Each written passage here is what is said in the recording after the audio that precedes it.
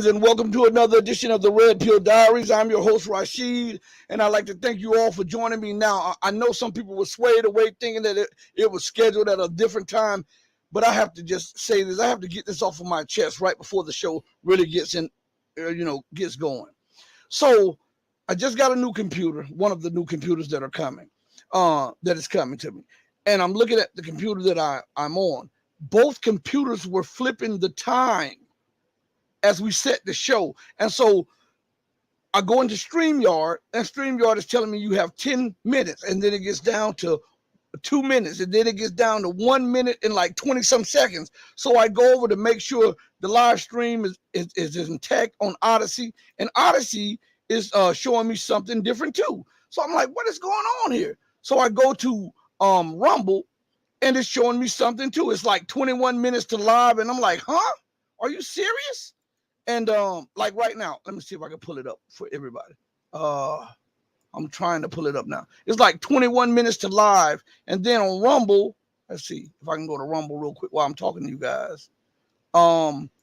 It's like it says upcoming, and it says it just says upcoming. And so it's not even playing live on Rumble now. It's the stream is messed up, and it is not on our part. Okay, we are trying to do this thing live, and they're messing with it. And so let me tell you. So as we get to a minute and like 20 seconds before the show, the time flips on both computers. One went an hour early, and then the other one went in StreamYard's dashboard and started saying 29 minutes till the show starts. And so it leaves me and my son scrambling, trying to figure out what's actually going on. So we're trying to change the time. We're like, what in the world is going on? How did this even happen? So this is why there's a lot of chaos at the beginning of the show. And I ask you all, do they do this to your favorite large channels? This is absolutely crazy. And I can screenshot you some of this stuff to show you that I'm not making this up. I'm not embellishing this. None of this. Let me see if I can go to see if it's finally live on Rumble. Hold on one second, everybody. This is crazy. It is not playing on Rumble. I'm going to have to delete that off of Rumble and maybe try to come back. I don't know what kind of tricks StreamYard is playing, but this is absolutely crazy here. To get down to a minute and 20 seconds and then flip it and say 29 minutes to airtime. You know, it left us scrambling, so we couldn't even do anything. But I had to get that off my chest and just let everybody know what is actually going on with the stream or whatever. We were just going to jump on here and do it, just for a second or so. And just inform you of what's going on in the news, just to try to break down a little bit of the stuff that is going on in the news. So we're going to still do that. There is a report coming out of RT that is stating that that the United States, one of the illegal bases that the United States is occupying in Syria, has come under attack. Now, that's very important, because lately we've been seeing a lot of that. These little resistance groups are slowly but surely building up for something major, because the United States is also building up for something major. And I'm going to read this with you for the first time, and I'm still trying to get the handle of what's going on. So please don't charge it to my heart or whatever, as I try to get, while I'm talking to you, try to get these things in order, because StreamYard did what it did. So it says, an Iraqi resistance group has claimed drone strikes against American outposts.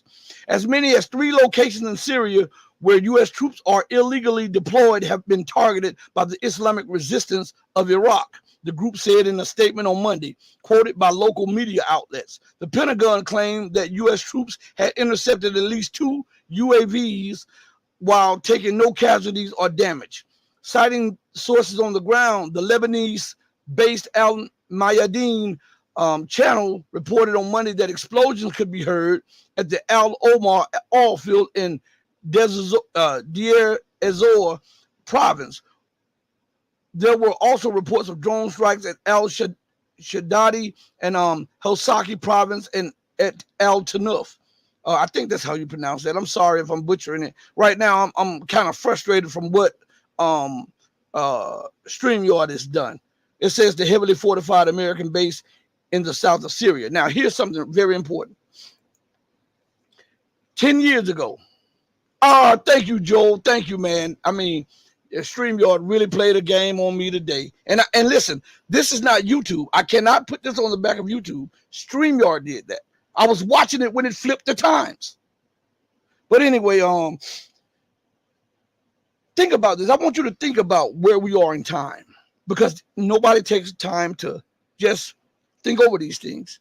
15 or 20 years ago, do you think that you would have seen smaller groups in Iraq, smaller groups in Syria, smaller groups in Yemen or the surrounding areas challenging American dominance? Do you think that you would have nations openly turning down meetings with the president of the United States? Do you think that there would be coups in colonial countries, former colonial nations that are, and the leaders are rising to power on the back of the will of the people and saying, we no longer will accept France, America, and all of the colonial powers, and how they are robbing and raping us financially and stealing our resources while we are living in the dark? They are exporting our resources to give them light and power and energy. This is very, very important that we look at this. On top of that, when did you ever think that Russia, remember they said Russia wasn't even a regional power anymore, that Russia would be openly warning the United States, hey, you're deploying these two carrier groups there. We don't even have to deploy more troops there. I have put my MiG-31s on combat patrol in the Black Sea, and they can reach out and touch anything that you can bring to bear in the Mediterranean. Anything with hypersonic missiles. They can negate any force projection that you have. I want you to think about the significance of this. Because if these MiG-31s, they can go to the highest ceiling of flight, pre-space, this is true. They are interceptors, and they are also offensive weapons, and they can launch multiple hypersonic missiles. Now, a carrier group can be devastated by 2 or 3 MiGs, and it will only cost a fraction of what the United States has to pay for its deployments and redeployments of battle group carrier groups or whatever. So it's smart to do it that way, because you're saving money, you're keeping most of your troops out of harm's way, and if the U.S. were to get froggy and leap and attack your bases there, you have the wherewithal to keep them at bay, and then launch an offensive not only from the Black Sea, but you can launch an offensive on all U.S. assets and all UK assets from the Caspian Sea. You think about that. You have the Persian Gulf, the Red Sea, and the Mediterranean Sea captive to the MiG-31s and the hypersonic weapons. This is why the United States is now backing out a little bit and saying that we're going to redeploy one of the carrier groups. They're still in harm's way. When did you ever think that you would live to see something like this? All while you're seeing nations, the occupiers, being challenged by the occupants, right? In Palestine. At the same time, you see a great falling away from the dollar. You see a great falling away from the Western financial system, the Western political architecture. When did you ever think that you would live to see something like that? Remember, America was made to seem as immovable as mountains. But I must remind each and every one of you that mountains are not so strong where they can't be removed. One only needs high explosives. And we're seeing the high explosives laid at the base of the empire. The financial financial nuclear bombs are being let loose against the dollar and against the Western financial scheme. Look at how China has chips. Russia has its own messaging system. India is building its own messenger system. South Africa is doing the same. We see Latin America doing the same. We see Africa as a whole has its own messaging system, and it is now starting to come on service or whatever. And at the same time, the American government continues to take on massive amounts of debt. Massive amounts of debt. Think about that.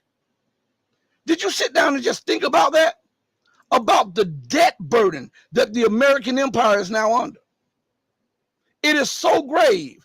What is it that she's taking on so many billions of dollars in just the last 2 weeks? And then it's talking about issuing $100+ billion more for Ukraine and Israel. And let me tell you what that's tantamount to. For those of you who are listening, you are in a ship. The ship is taking on water. You have a life preserver and you have a emergency floatable device where you can get in and it can save your life. But instead of you doing that, you're sending whatever things that you have to save your life to other countries that are not security interests at heart. Think about that. So you're risking your livelihood, your kingdom, your security, and your well-being over frivolous things. And yet you call those frivolous things national security issues. What is more of a national security issue than the preservation of the life of the republic? All while this is going, let me bring something to bear. There was an article on the Economic Collapse blog that was published October 19th, right? And this is the first time I'm reading it with you all. Okay, EcoBella is in the house. America is stuck. Let's see if let me see what is going on. Let's see if I can see it. They have America is stuck. Everyone is hip to their evil games. You better believe it. Listen what it says right here. Let me read some of this. This is the article. A financial crisis is here. Let's stop right there. That doesn't mean that it is coming. Man, what is going on? YouTube is tripping too now. Man, it is what it is. It is. Forget this. Forget this. Shout out to David Moss. Hey, I'm dealing with what I'm dealing on the screen, man, and we're gonna have to just make it through this trip of YouTube and StreamYard and what they're trying to do, but we're gonna push through it. The article is titled "A Financial Crisis is Here," meaning that it's not coming, that it is not on the way, that it is not over the horizon, but we're living in the midst of one. It says, U.S. banks are closing down hundreds of branches and laying off thousands of workers. Now, remember the scenario I gave y'all months and months back when I told you how they try to mask the economic collapse and how they'll tell you, oh, only 20 banks collapse, only 20 banks. We have thousands of financial institutions, banks and credit unions and all of this stuff. And that is nothing when only 20 or 30 collapse or go bankrupt. And then they don't tell you that those 10 or 20 or 30 banks that went belly up, that they have branches, at least 20 or 30 branches. So if you do the math and you have 30 banks, right? And then 30 branches collapse or close down. 30 times 30 is what? 900, right? Right? So, if we look at it in real terms, that is a huge wave of bankruptcy or collapse. And all the while they're doing this, remember, all the while they're doing this, shout out to EcoBella, that's right. All while they're doing this, they're finding and printing money for war and war deployments. Think about this. Let's go into this article real quick. And let me put something on the screen real quick. Hopefully, I can still do that if they don't take that from me. Joel Bradford says, biblical prophecy playing out right before our eyes. The Euphrates River is dried up. Look at this. This article says, and we're going to just read a little bit of it, okay? I know that there's a lot going on in the world right now. Matter of fact, let me just click on the article so we'll be able to read more if we need to. I know There's a lot going on in the world right now. But I just had to write about what is happening to our banks. High interest rates and chaos in the real estate industry are combining to put an enormous amount of pressure on our largest financial institutions. As a result, banks are getting very tight with their money.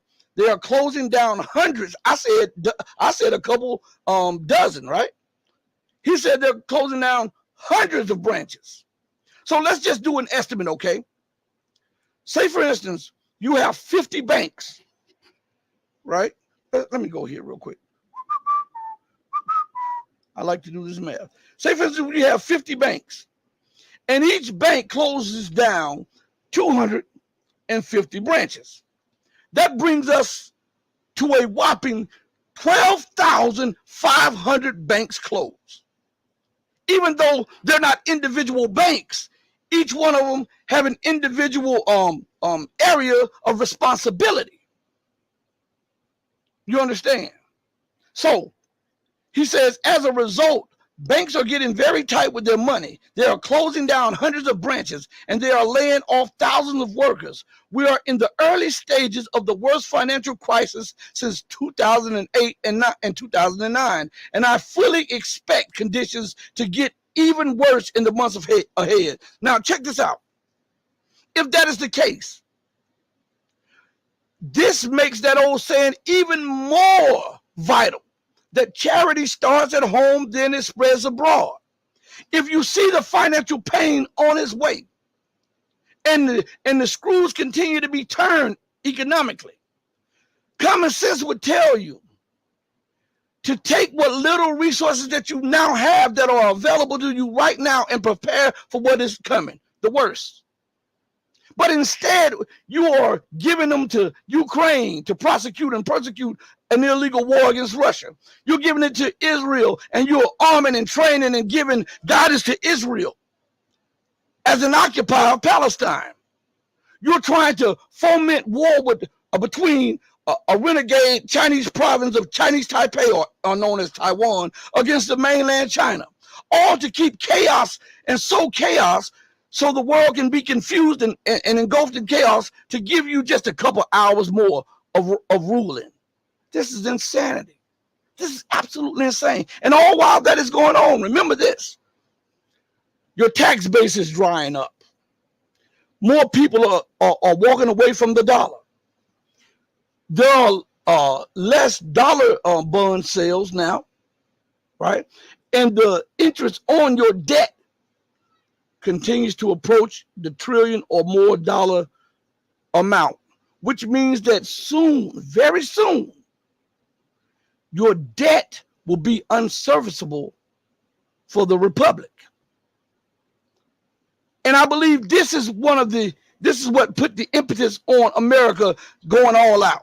She sees the financial barometers. She knows them better than we do.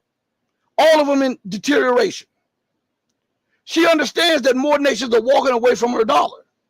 She understands that Russia is a re-emerging superpower, and that everything that she has tried against Russia, from the sanctions to the covert war to the war that she's initiated in the Caucasus against Russia, has failed. And now she's trying to institute and foment war in Palestine to blunt some of Russia's interests in Syria, to blunt China's growing influence in Africa, in the Middle Eastern region, and to cause war on China's doorstep as to give her a little breathing room. She feels that if she sits around and acknowledges her faults, then this will give the excuse for other nations to jump on her and move away from her, when in reality, it's just the opposite. The actions that she's taken is causing them to become even greater enemies and hoping for her downfall. You understand? So, man, what is going on here? Hey, no lie to you all. I'm not lying. And let me see if I can still see myself on YouTube. Yeah, I still see guess what StreamYard just did? They took my monitor, that tells me the live streams, the real amount of people that's up here, and they took my clock down. So I'm not able to see the clock here or the amount of viewers here. That's crazy. Man, I'm telling you. Anyway, Holly is in here. Xander is in here. All right. Let's see. Let's go a little further with this. They can do whatever they want to do. We're gonna do this shortly, and then I'm gonna have movie night with my wife and my children. And we're gonna enjoy ourselves, and we're gonna thank God for the basic necessities of life and for each other. And all the things that we have. All right. So, and we're gonna enjoy each other. So listen, it says, during the first week of October alone, U.S. banks closed a whopping 54 local branches. Wow. But America in Capitol Hill, they're fighting over how much money to give Israel for continued occupation and to initiate genocide on a larger scale. They're thinking about and contemplating how much more money to give Ukraine to try to weaken Russia more, and how much more to give Taiwan so that Taiwan can be an instrument to foment chaos against China. Are there any adults in the room? Absolutely no. Absolutely no. So it goes on and says this. Major U.S. banks are continuing to close branches across the U.S., leaving an increasing number of Americans without access to basic financial services. What? I'm going to say that again. Okay? Bear with me. Major U.S. banks are continuing to close branches across the U.S., leaving an increasing number of Americans without access to basic financial services. So that tells you just how bad things are getting, okay? Pedro is in the building across the pond. Shout out to Pedro across the pond, okay? It says, Bank of America acts 21, they gave the acts to 21 branches in the first week of October, according to a bulletin published by the Office of the Comptroller of the Currency on Friday. Wells Fargo shuttered 15, while U.S. Bank and Chase reported closing 9 and 3 respectively. In total, some 54 locations had either closed or were scheduled to close between October 1st and October 7th. That's 6 days. That's 6 days in between the 1st and the 7th. That's 6 days. All right, let's go a little further. It says that is just 1 week. Of course, bank branches have been closing at a frightening pace for quite some time now. Last year, U.S. banks shut down about 2,000 more branches than they opened. Now, I'm not the best mathematician, but if I'm spending more than I'm taking in, that's a sign that something is not going to be good in the near future. So if I'm closing more banks than I'm opening, right, and I'm lending less, and I'm borrowing more, and my profits are down, and I'm in the red, and this is not isolated to 1, 2, or 3 banks. This is throughout the whole financial system, especially and specifically the largest banking institutions, as you read here. This does not bode well for the economy. And if we're looking at the situation in real time, it is not boding well for the average person while these people are wrangling up in Washington, D.C. about how much more debt they can put on your back to prosecute more illegal and unjust wars around the globe, because they are pawns to the military-industrial complex. All of them needs to be kicked in their behind, okay? All right? So, Perseverance, Chameleon, shout out to you too. Let's read a little bit more. And as I told you guys, I'm working with something today. I don't know what. For those of you who are just joining us, I gotta repeat this because I'm not just talking to the people who are here right now. I'm talking to the ones that are joining us and who will join us also. We were supposed to start at 6:30. StreamYard flipped the clock right at the minute and 20 seconds or something like that, and pushed it back another 30 minutes, but we just jumped on live and they took my clock. They took how many people I'm supposed to be able to see. All of that is gone.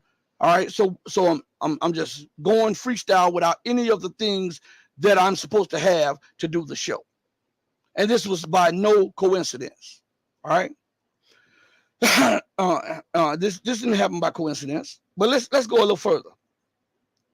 Banks are closing faster than they're opening new ones. U.S. banks closed over 3,000 branches last year while opening just 1,000.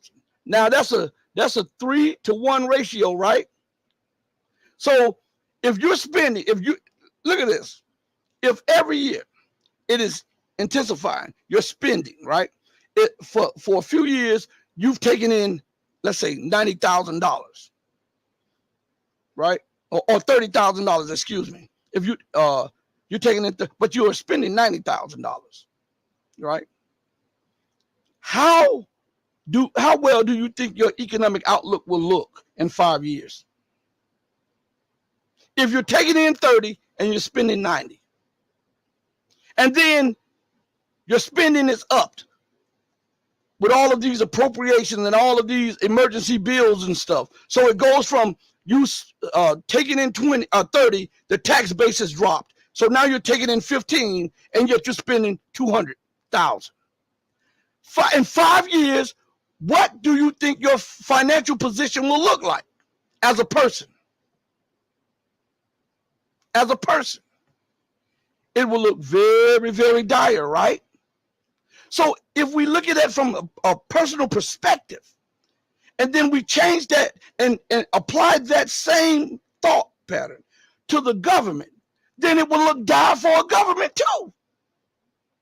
Shout out to Pedro says, I'm here. It's 1 a.m. across the pond. Shout out to my guy. All right. Oh, my guy, Perseverance Chameleon says, glad I'm not the only one from the UK here. Shout out to my guys from the UK. Thank you for joining. Hey, look what Pedro said. I got to highlight this. So asking these questions, I want you to look at what his answer is. You won't have a pot to piss in. Absolutely. So if that is the case for the average person, and you see a government doing the same thing, the results will be the same. The only difference is that America gets away with it for so long. But the reason she's becoming enraged and trying to foment war and try to destabilize her adversaries or to try to have covert wars against them is to weaken them to buy a little time, because she knows that her fiscal house is not in order and it is looking more dire by the hour. So all of these things are interconnected. Let's go a little further with this article, okay?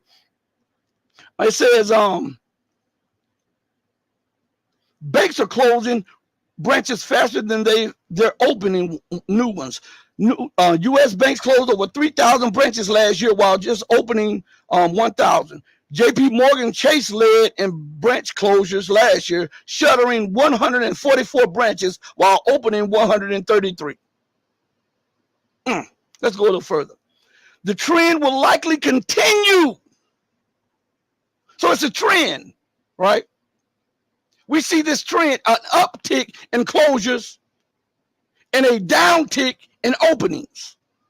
That shows you that there's something that is not right fiscally with the banking system, with the banks, specifically and especially the major banks. There's a contamination there. These banks have been contaminated, right? I see Pedro say he's in Oxford. Perseverance Chameleon says he's in London. All right, let's go here. It says, the trend will likely continue as banks face staunch competition for deposits and younger customers from online banks, fintech firms, and big tech. Unless you live under a rock, I'm sure that you have noticed this happening in your own local area. Now, think about that. The banks continue to close. That means that it's something at the base of the financial system is going wrong. They're masking it, and while this is going on in your own city, in your own state, in your own country, America continues to borrow money out of the future to wage war. And think about this. And she wants to borrow money from the very nations she deemed as her enemies and adversaries. If that is not smoking crack, you tell me what is. Huh?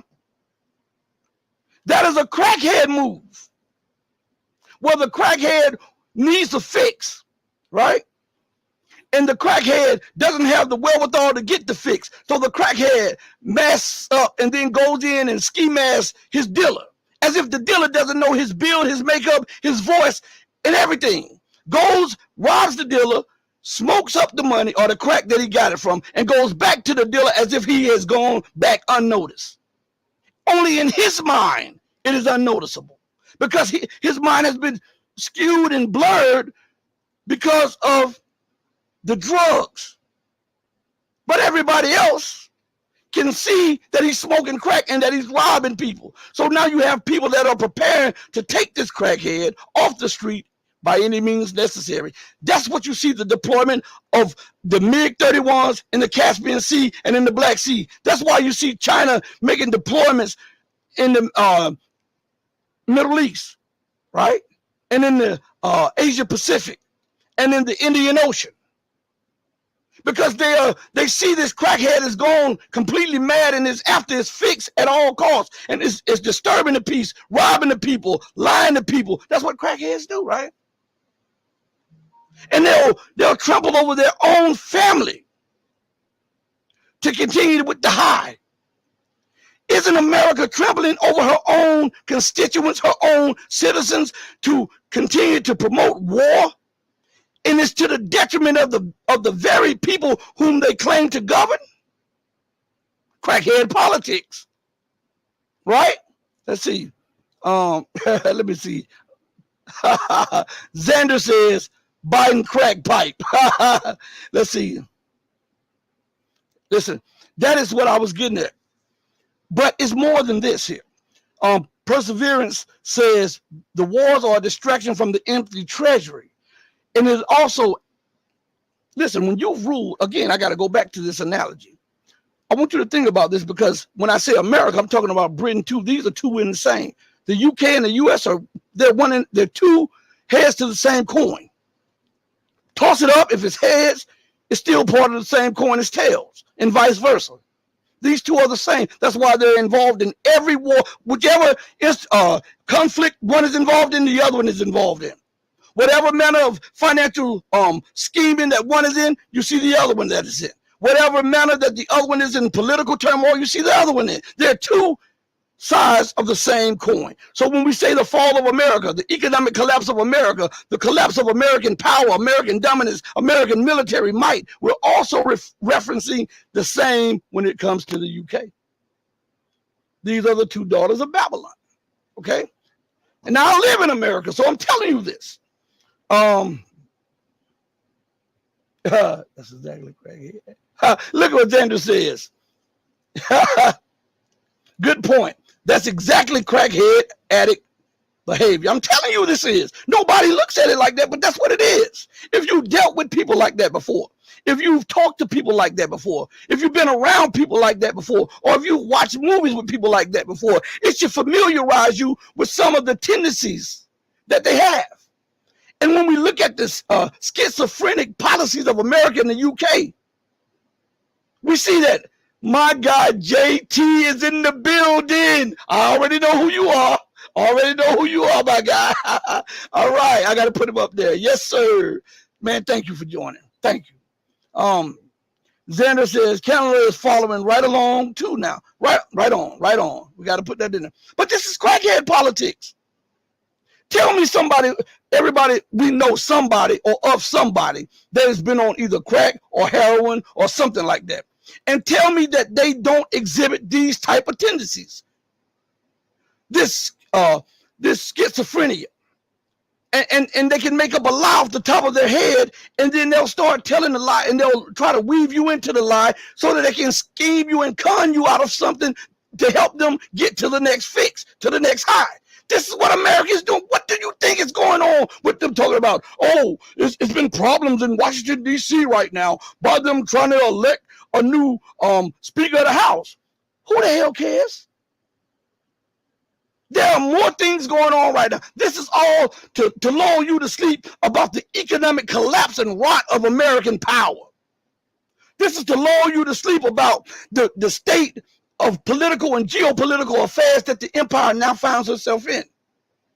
Because if you're focused on the chaos and turmoil that is going on in the House, you won't focus on all of the chaos and turmoil that is being initiated by the government of America in other people's houses. This is what's going on. It's the sleight of the hand that the magicians make. When a magician wants you to believe something, they redirect your attention from the core of the trick. Gator's Last Dance. Yeah, let's see. Pedro, I gotta put this up here. Different cheeks of the same arse. I know what he's saying. I love that. I love that one. All right. Perseverance says very true. Australia too. Listen, this is pervasive in the Western world. This is pervasive. Hey, JT, let me give you your wrench, man. I forgot to do that. Hold on 1 second. This is my guy right here. For years, this is my guy. Let me give him his wrench right here. 1 second. Boom. You got it. This is my guy right here from way back. So anyway, so when we look at this, it's a sleight of the hands, the magician's trick. Oh, now that I'm talking, check this out. No lie. I'm not joking. Let me see if I can. Should I? It says live, and check this out. It says I've been on the air for 11 minutes. No lie. I'm not lying. Let me see if I can. I'm gonna show you guys that they're playing with this thing here. Okay. I'm gonna show you guys. They're playing with my screen. Boom. All right. Let's see if I can get it. All right. I'm gonna show you guys. So do you know that I'm not lying about what I'm saying? Boom, boom, boom. It just popped up. Boom, boom, boom, boom, boom. They always play games with me. All right, save. See if I can pull this up for you guys.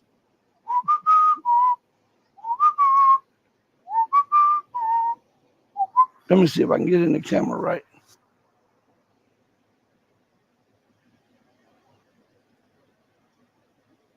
Just popped up and it said 11 minutes. Now, you know we've been on the air more than 11 minutes. I told you they keep messing. They'll take the clock down, put it back up. They're changing out who I can see and who I can't see. That is to disrupt this thing. And Holly Horn says that's exactly what magicians do. That's sleight of the hand. They have to misdirect you. I was doing a trick and I do this trick, and my wife, she hates this trick because for 20 plus years she has not been able to find out how I do this trick right, and it really eats at her, and it's funny to me, and I'll laugh and shit, and you know, after I do the trick, she'll hit me or whatever like this, because after all those years, she still can't. I do about 3 or 4 tricks that she can't get. Neither can my children or my siblings. My oldest brother taught me those tricks. Well, I had to figure them out myself. When I was little, he used to bring his friends around, and they would do those tricks, and they would just get a kick off of me trying to figure out what was going on or whatever. So I really had to find out, and one day I found out, so I've been doing those same tricks for laughs or whatever, right? And so it's a sleight of the hand, especially this one trick where you take your card deck and you break it up into 4 decks. 3 individual decks on the ground and 1 in your hand.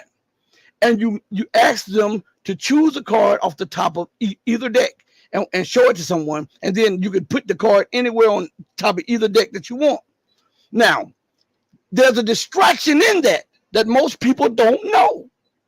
And so once they put it down, I've already done the distraction, right? So when I get the deck, the cards are already done. So I'll hit the deck a couple times and I'll tell them to pick the card up, and it's their card every time. And it blows their mind.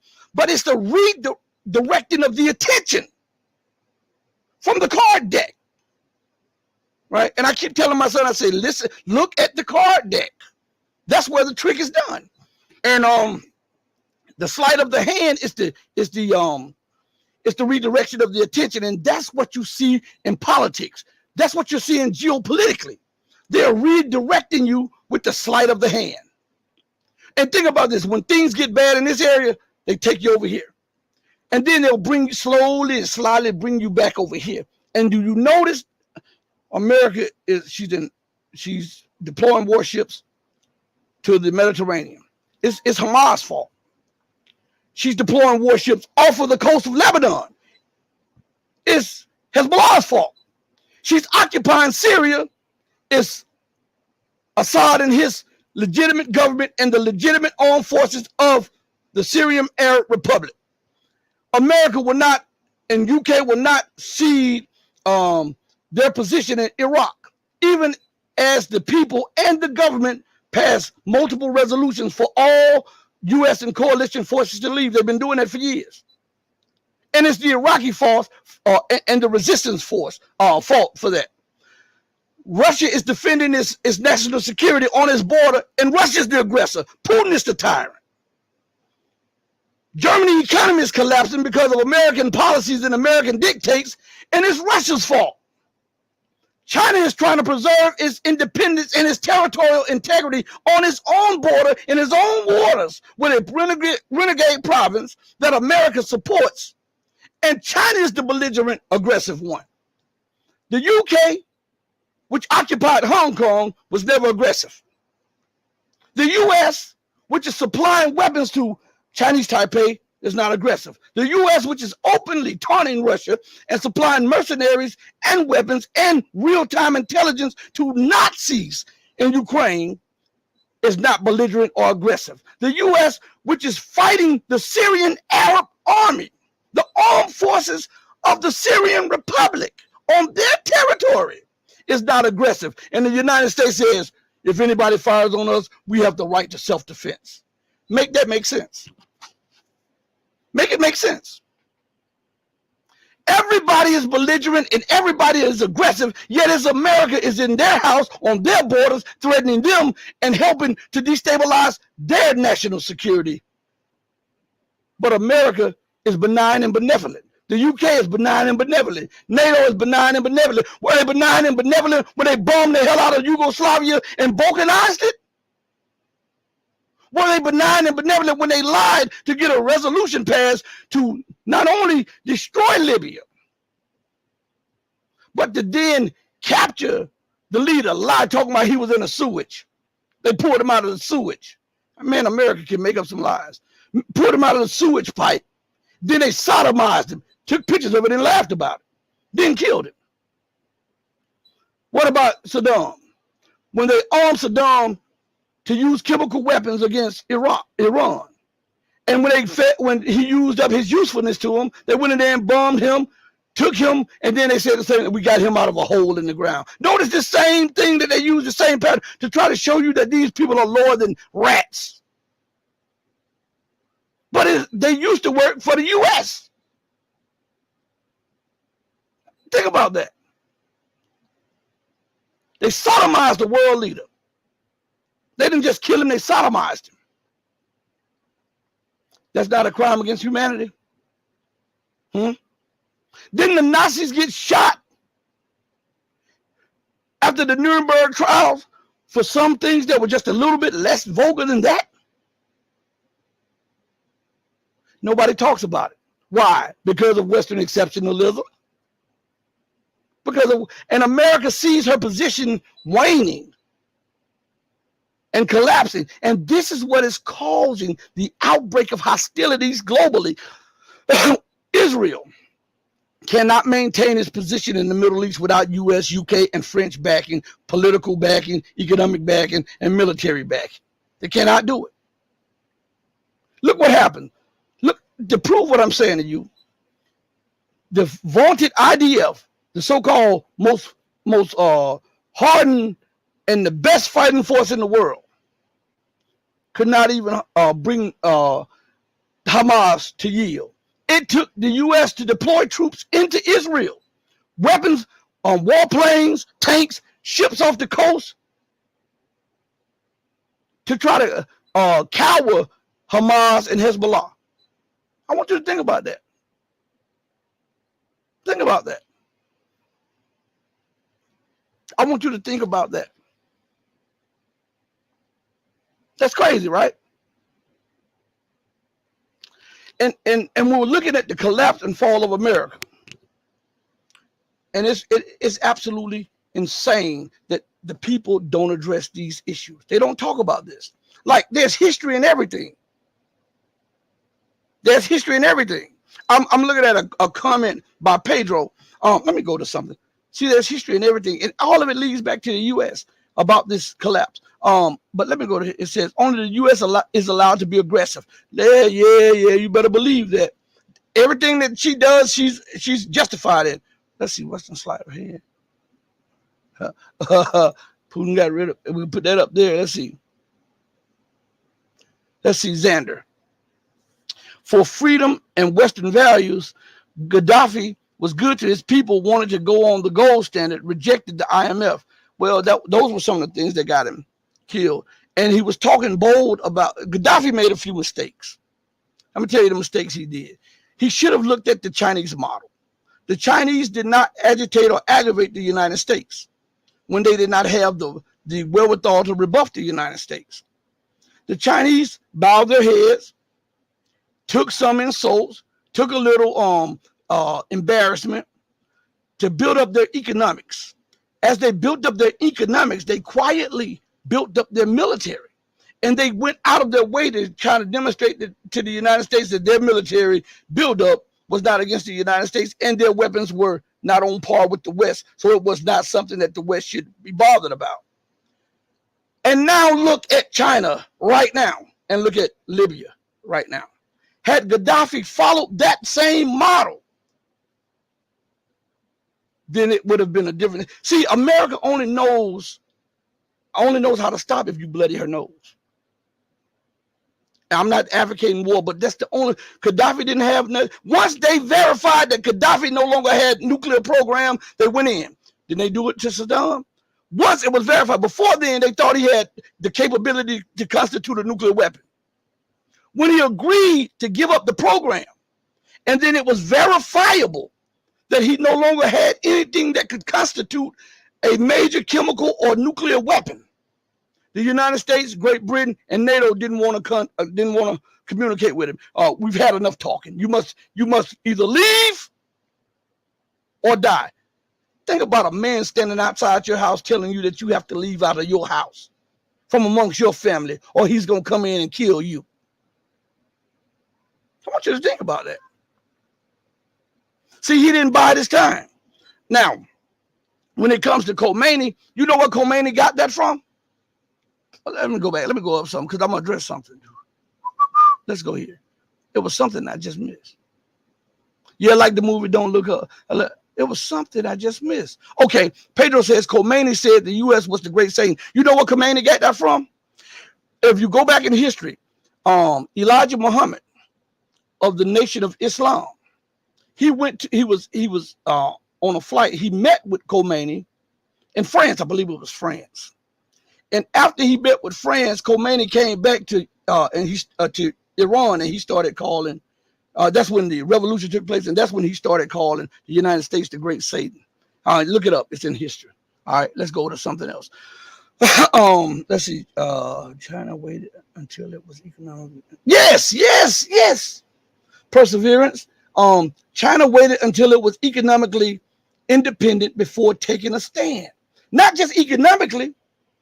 They waited till they had the military capabilities, not just the because at the time they couldn't match the United States, but America would have suffered irreparable and unacceptable damage. Look at what happens to Iran. Iran did not get what they call a nuclear weapon, right? But Iran built up a conventional arsenal that if they are attacked, they can hit Israel and level Israel as if it was hit by a nuclear bomb.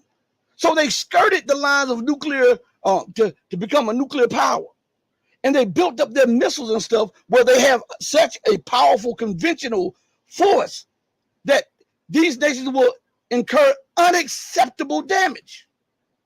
And if that is not enough, they still have the capability to constitute a nuclear weapon if they so chose to.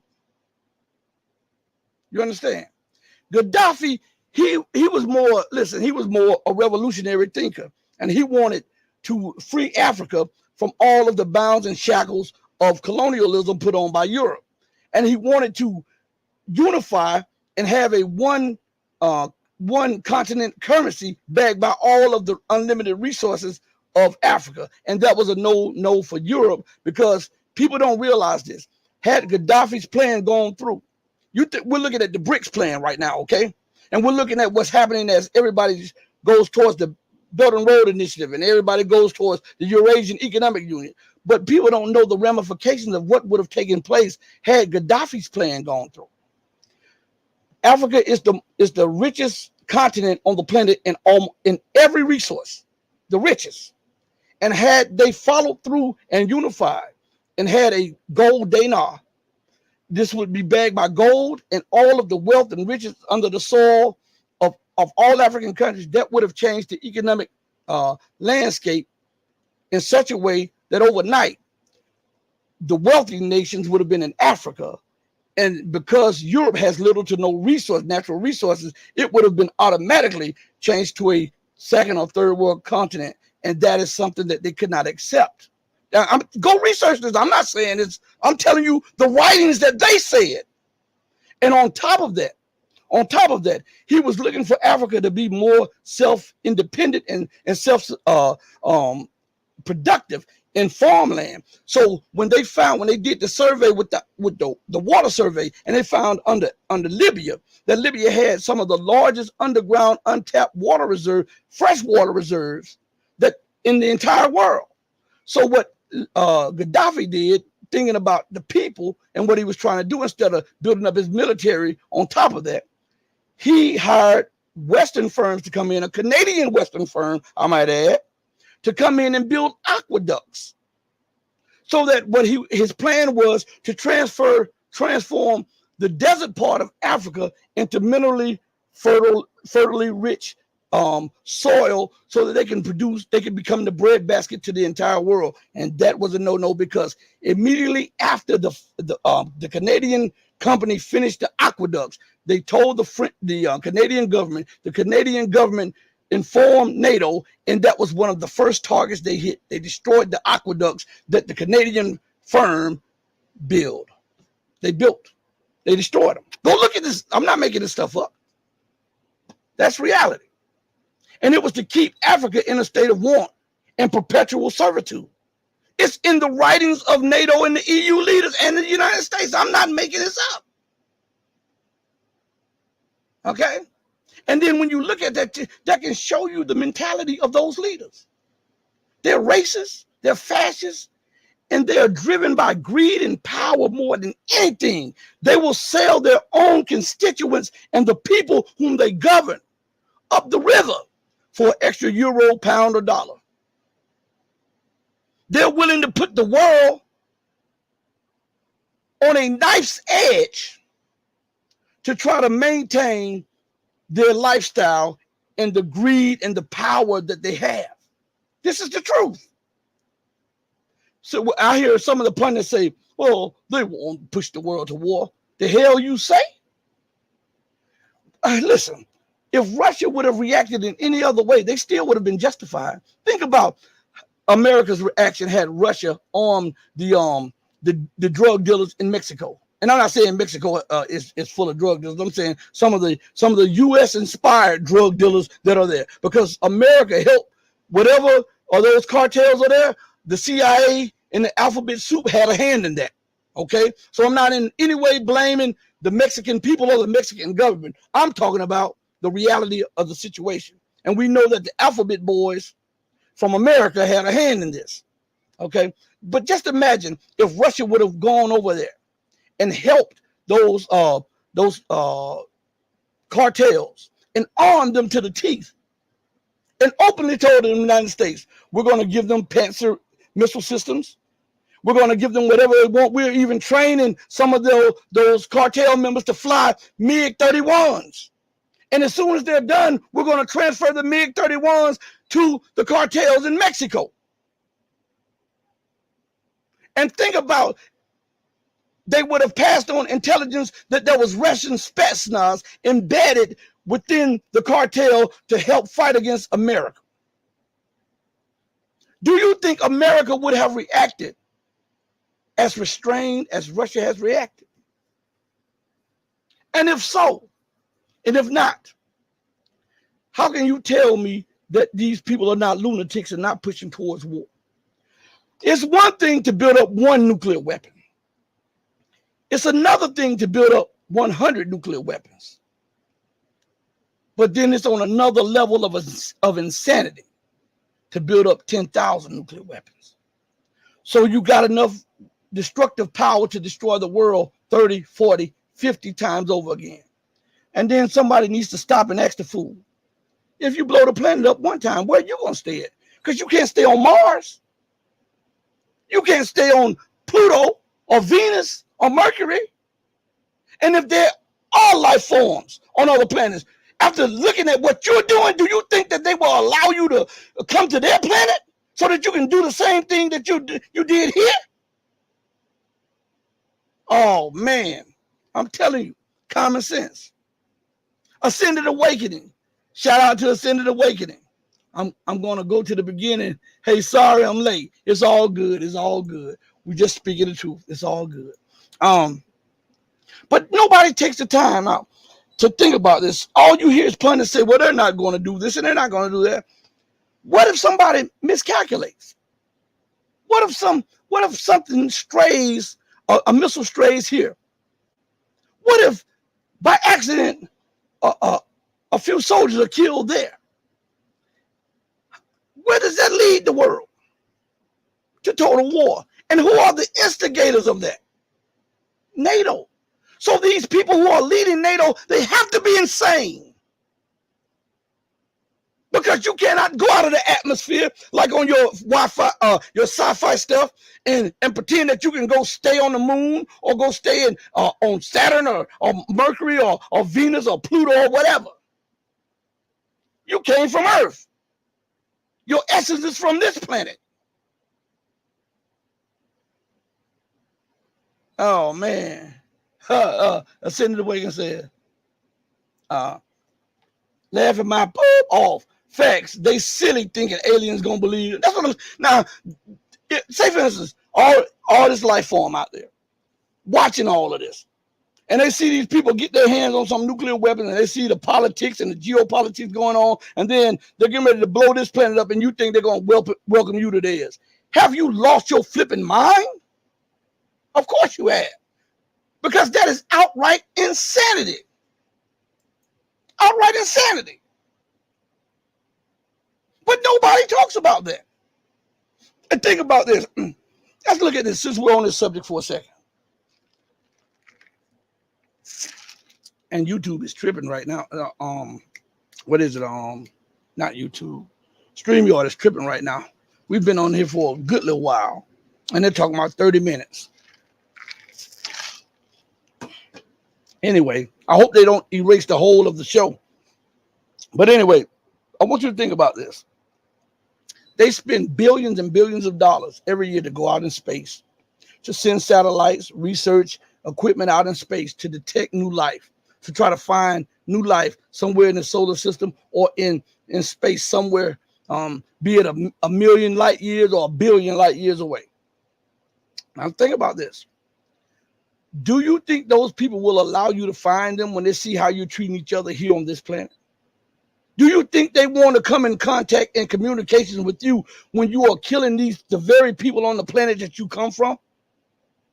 Do you believe that they want to befriend you or want you to befriend them when you are backstabbing everybody and causing chaos and war at every turn, everywhere you go? America, Great Britain, and the rest of NATO is causing war, confusion, and dissatisfaction. Why don't anybody sit down and just reason and think about that? Huh? We're so into ourselves that we don't have time to think about that. You'll have time when war breaks out, and then it's too late. Man, I'm telling you, let me play this clip again just to show you what these people are saying. I played this before, but this is the right clip to play at this moment right here. Okay? Just listen to this. America is showing itself to be the hypocrite of all hypocrites here. America is the country that is telling the world that it supports free trade and competition and free enterprise, and yet it is the single biggest block to free competition and free enterprise that exists on the earth. America has all of these countries under sanctions because it wants to use economics to dictate politics to other countries. It also wants to dictate culture and ethnic relations between nations which have been friends among themselves and lived and coexisted in peace for generations and centuries and even millennia until America came and set them at each other's throats. America has inherited the English curse of divide and conquer in the interests of their empire. And the world is now smartening up to this. We cannot be allowed to be forced to fight among ourselves. I was here in Serbia during the crippling sanctions that America used to try and crush Serbia. They had no effect. The people banded together. I was in Japan when America was sanctioning Japan, and I was advising the Prime Minister's office. They did not cow Japan. Japan continued to produce. I have been in Canada when American interests imposed sanctions on our wood industry. America is the global bully. And as the nations of the world wake up to this fact, the bully, when it's outnumbered by all countries in the earth, will fail and fall. And this is how empires fall. This is the fall of America. They, by sanctioning the world, are sanctioning themselves. This is the fall of America. They are what? The global bully. The same thing that I have been telling you ad nauseum since I can remember. Now, we go to Google for a second, the Google dictionary. All right? And it's from, it says bully. A bully is a noun. A person who habitually seeks to harm or intimidate those whom they perceive as vulnerable. Persecutor, oppressor, tyrant, tormentor, browbeater, intimidator. Now, so if we learn what the bully is, how can we say that Russia is the bully? Huh? How can we say that China is the bully? Or Iran? Or Burkina Faso? Or Mali? Or Venezuela? Or Yugoslavia, the former Yugoslavia? How can we say that they are the bullies and that Putin and these leaders of those nations are tyrants, when the definition tells us that a bully is a person who habitually seeks to harm or intimidate? Now let's look. Let's look for a minute. Is America threatening everybody with war? Is she deploying her warships and weapons of war everywhere? Is she throwing out signs that she is prepared to destroy the world over 30 times? Is she threatening big and small nations? And if we have yes to just a couple of those questions, she fits the description of what? A bully. And this man says she's a global bully, meaning that her bullying is not confined to her borders. Her bullying goes around the globe. And what does that mean according to the definition of the word bully? Huh? It means that she's a persecutor, an oppressor, a tyrant, right? A tormentor, a browbeater, an intimidator. So if that is the case, and America as a whole is a tormentor and a tyrant, then that means that the leadership of America, Great Britain, what are they? Tyrants, according to the definition. right? It's wonderful when you understand something, right? Let's go a little further. And while I'm playing this next clip, I'll start looking at some more of the chat in just a second, okay? But I want to play this right here. After the Cold War, the United States, it put together a security strategy, a security document, very openly saying that its security was dependent on hegemony. So as long as the US was dominant, hegemonic on a global scale, this would be the foundation for security. So any dispersal of power which reduces the dominance of the US will be seen as a threat. Now, again, before you had US and China, they were believed to be in this peaceful interdependence. The problem was it was never sustainable. It was supposed to be interdependence between, the dominant and the weaker party. But you saw over time that China was producing and saving while the United States was consuming and borrowing. So as a result, China was accruing more and more industrial power, more and more advanced technology, and this ungodly amount of foreign reserves. Meanwhile, we saw the US was losing a lot of productive power and sinking further into debt. So this was unsustainable in many ways. And at some point, this partnership had to collapse because the US became worried about the growing strength of China, as it feared that China might dethrone the United States, while China became more worried that the United States would then turn to economic and military means to prevent its growth. And this is, at this point, you really needed an agreement where the two big countries could come together and say, listen, the new security system really has to be based on a multipolar format. We can't have this, maintain this unipolar moment of based on US dominance when it's no longer reflected in reality. And again, the United States, it didn't show any interest in this, which is why China began to pursue, technological sovereignty by decoupling from the United States, build its own transportation corridors with this Belt and Road initiatives, develop this financial architecture, new one decoupled from the US with new payment systems and banks and new trading currencies. And the main reason was China was never offered an equal position, as we saw, for example, with the United States blocking Chinese efforts to get, for example, a greater role within the IMF. So now, before I play another clip, I want to go over this double speak that they have, and this has been persistent, not just in the West, but in some people in the East. I hear this come from Russia when they talk about a new European security architecture, right? And I hear that a lot amongst pundits, podcasters, and all of this. They talk about America needs to do this and NATO needs to do this, and they have to agree to a new European security architecture, right? That includes Russia. Now, I have a little problem with that, and I'm gonna tell you why. And it's gonna hurt a little bit, but it's the truth.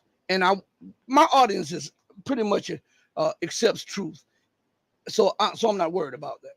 My audience pretty much accepts the truth, especially when we put it out bluntly and clear. So I have a problem with this about a European security architecture. Why? Because it is the United States and Europe that continues to destabilize and occupy the whole of the rest of the world. Why must Europe be able to or be allowed to live and exist in peace while destabilizing Latin America, the Caribbeans, Africa, Eurasia, the Baltics, the Caucasus, and the Middle East? Why? How is that just? Again, let's talk about the European security architecture. Are Latin American nations occupying any place in Europe with military bases? What about any Caribbean nation? What about any African nation? What about any Asian nation or any Eurasian nation? Is any Baltic nation occupying? Or what about a Caucasus nation? Now, when we look at it from that perspective, and they're talking about a European security architecture, how can the ones who are destabilizing the entire globe even fix their mouths to say something about security when they are destabilizing and making everybody else insecure, even Europe. Because these policies, these hegemonic racist policies, are to the detriment of Europe itself. So I have a big problem when they continue to use this Orwellian speak, talking about European security architecture, when it is the United States, Canada, Australia, New Zealand, and Europe that are destabilizing and causing chaos with every point on the planet. And you are not allowed to live in peace when you're creating destabilization and chaos everywhere else, because that's not how things work. And the leaders are doing this, and they know very well what they're doing. They know very well what they're doing, and they don't care about the average person there at all. Because if they did, they would sit down and look at the irrational policies that they are implementing and that they continue to implement, which are a detriment to the very people they claim to govern. Talk back to me before I play another clip. Let me go into the chat. Woo! Oh, Serious Biz is in the building. GL says 100. Let me put it up. Let me see if I can highlight it here, because I know what they're doing over here. They're bothering me. Let's see. 100 on what I said. All right, Dwight. Shout out to Dwight Anderson. You speak the truth, my brother. That's all I'm gonna try to do is speak the truth. I don't want to mislead. I don't want to misinform, and I don't want to lie to anybody, because on me will that lie be. And purposely misleading people will bring the wrath of God on me, and I'm not with that. I don't care what people say. I fear God. You understand? I fear God. So let's see. In the chat. Yeah, right here. Xander says, because Europe is the garden and the rest of the world is the jungle. That's the mentality of the policymakers. This is not just from Joseph Borrell. He just let it slip. But it permeates throughout the whole of the governments across the European Union, because look at their policies. Somebody, if I tell you, listen to me good. If I tell you I was an upstanding guy, and all you heard of me from other people say, oh man, that guy's untrustworthy. He'll scheme you, he'll scam you, he'll steal from you. And then one day you find out that your finances are not right, and I had something to do with it. And I still tell you, hey man, I'm an upstanding guy. The proof will say otherwise. So regardless of them talking civilization and being civilized, the policies and the actions of those leaders show us that they are uncivilized people, because they continue to enact uncivilized policies that deprive their own people whom they are supposed to look out for and govern right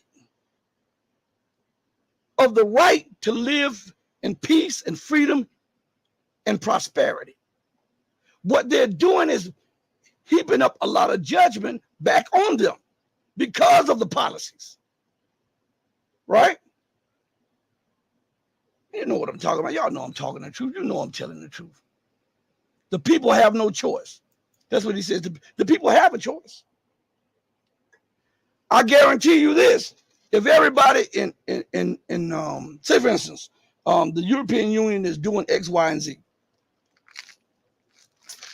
and the people protest, right? And the government ignores them. And then all of a sudden, one day, all the people say, you know what? Since you don't hear us, we don't hear you. They just stop going to work, stop doing anything, don't turn the TV, sit down. It'll collapse the governments. It'll collapse the governments. They'll be in such a frantic and panic mode that they'll have to start, okay, well, maybe we'll have to do this, or maybe we'll have to do that, because pressure bursts pipes, okay? If you build up too much pressure in a pipe, eventually it'll burst, right?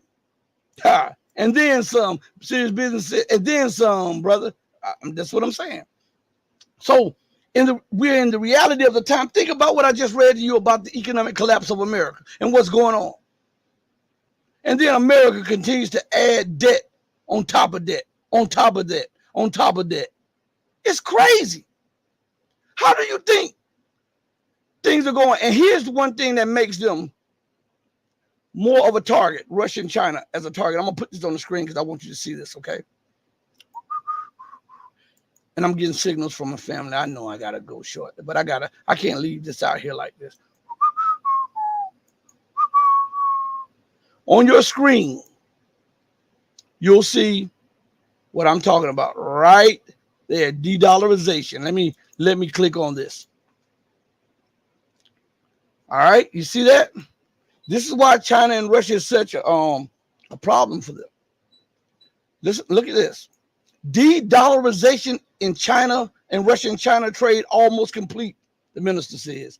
The ruble and yuan make up 95% of Moscow's trade with Beijing, Maxim Rechnikov says. The share of ruble and yuan settlements in Russia's foreign trade has surged to almost 70% as Moscow rapidly shifts away from Western currencies, Economic Development Minister Maxim Rechnikov said on Friday. The de-dollarization of Russian trade with China is almost complete, the minister told reporters on the sidelines of the Russian-China Energy Business Forum in Beijing. Now, here's something that you should understand. Russia is issuing Chinese yuan-denominated bonds. You know that? Did you know the UK even issued some? Well, I'm telling you, the ship is sinking, man. The U.S. empire is in trouble. I'm telling you this. And guess what? It's no coincidence that these nations who are dropping the dollar in trade, right? And I want to ask you, I just saw something. I saved it in my email. It was about China. The Chinese yuan is gaining an international acceptance. And also, China's yuan is now the largest currency in Russia's reserve basket. This weakens America's power. This weakens America's force. This weakens America's say so. As a matter of fact, I had a clip on here before. Let me see if I can find that old clip. I hope I haven't deleted it for newer clips. I want to show you something about what that senator said. We saw it on here before, but I want you to hear part of what the senator said and why they're so concerned with China, because China is outstripping them in everything. Hold on.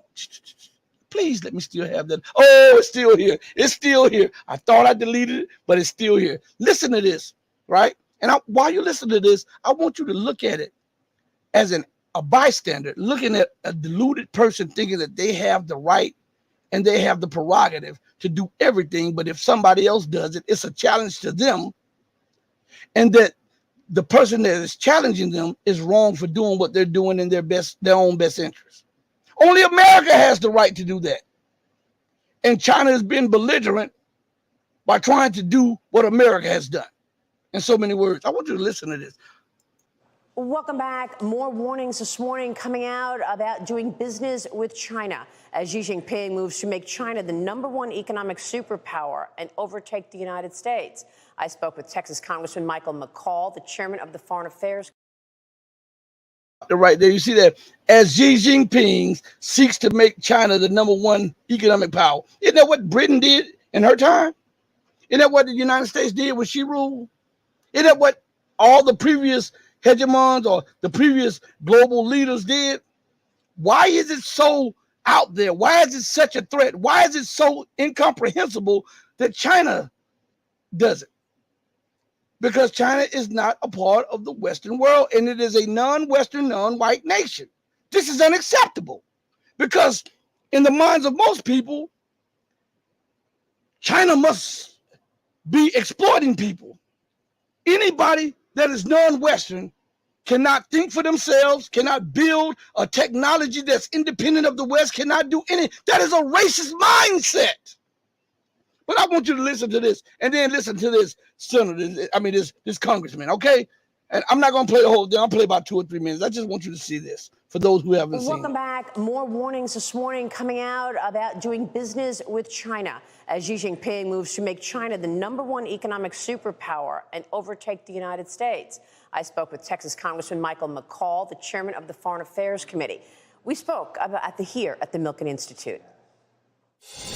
I want to ask you about China because now the Chinese Communist Party has been able to get the Saudis to transact in the Chinese yuan.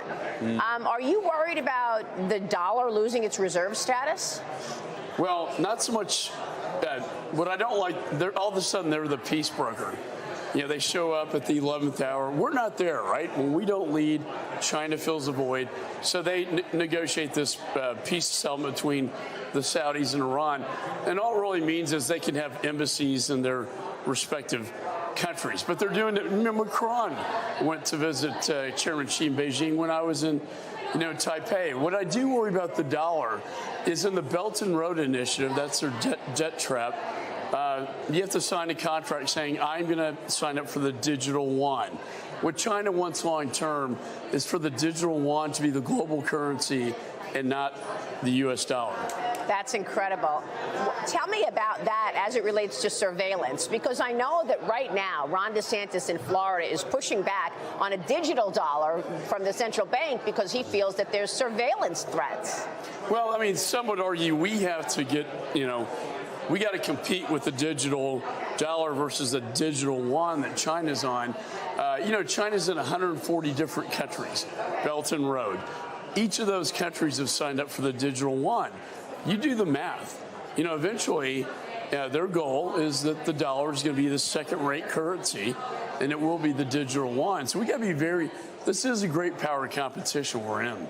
This is an incredible story right here, and really an incredible development in my.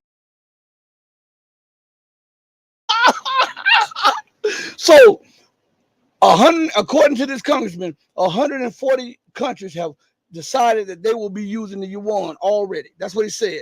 This was about a year or so ago when this last year or so when this interview came out. Now, check this out. He said if China eventually wants to displace the U.S. dollar and make the yuan as number one, right?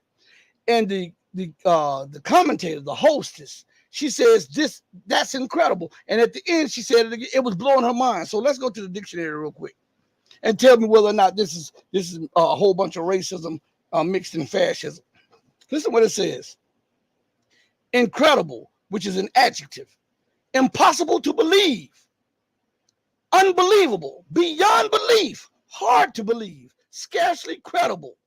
Magnificent. Wonderful. Marvelous. Spectacular. Remarkable. Difficult to believe and extraordinary. So because China, a non-Western nation, is challenging, and not only challenging America, but outstripping America in everything that she dominated in. This is unbelievable. This is incredible. This is beyond belief. It is a non-white, non-Western nation challenging and winning. Now, man, I'm telling you, this is absolutely insane, man. I'm telling you this. So she says 140, and he says, "Oh, the Belt and Road is a debt trap. They make all the nations that are a part of that sign on to the yuan." What the hell is SWIFT? I'm asking. What is SWIFT? SWIFT is a system designed by the U.S. and the European Union to make the United States dollar number one, and maybe the yuan or the British pound number two or number three. It doesn't matter in those two orders. It doesn't matter because all three of them are interconnected. So whether you have 1, 2, and 3 together, the power would be overwhelming against the yuan or against the ruble or against any other nation or a combination of nations. So why is it so unbelievable that the Chinese wants an independent system, an independent currency that's outside manipulation by the West? Why is it? And what is such a national security threat? If you produce the goods, people will buy them. Oh, my bad. The West doesn't produce anything but weapons that don't hardly work, movies people don't hardly want, and dollars people are now rejecting. Man, I'm telling you, it's a sad, sad day for the imperialists and those people who are trying to push American hegemony. It's a very sad day. Listen, I've been on here for a while. I'm about to have family night with my wife and my children. Listen, I thank each and every one of you for joining us. Check us out. We're trying to stream twice this week over on Patreon for free. Go over there. We're going to try to do that because we're having problems a little bit over here. Go and join on all of our platforms. Thank you all who have done that. I've seen an uptick and subscribers on each of the platforms. I want to tell you from the bottom of my heart, from my mouth to your ears, thank you. And I truly, truly am humbled, and I really, really appreciate it. Think about becoming a channel member. Channel members, more heat is going to drop this week too. Thank you all for your patience with me. I'm one person and I'm trying to get it all done. My son is helping me out, but we want to keep this momentum and we want to keep going. Petition YouTube to stop taking subscribers, stop unsubscribing people and all of that stuff, and stop taking me out of the search engine.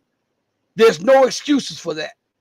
I'm not talking vulgarity on here. I'm not talking the Kardashians on here. I'm not talking sport and play on here. I'm talking reality.